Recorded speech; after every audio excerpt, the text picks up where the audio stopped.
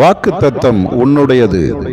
அன்பு பிள்ளையே, இந்த நாளிலும் நீ எனக்கு முன்பாக உண்மையுள்ளவனாக இருக்க வேண்டும் என்று விரும்புகிறேன். ஆபிரகாமை நான் அழைத்த பொழுது 75 வயது உள்ளவன், குழந்தை இல்லாதவன். நான் அவனை பெருக பண்ணுவேன் என்று சொல்லி வாக்கு கொடுத்து அழைத்தேன். அதை முழுமையாக நம்பி வந்தான். பிள்ளையே பிறக்க முடியாத சூழ்நிலை அவனுக்கும் சாராளுக்கும் இருந்தது.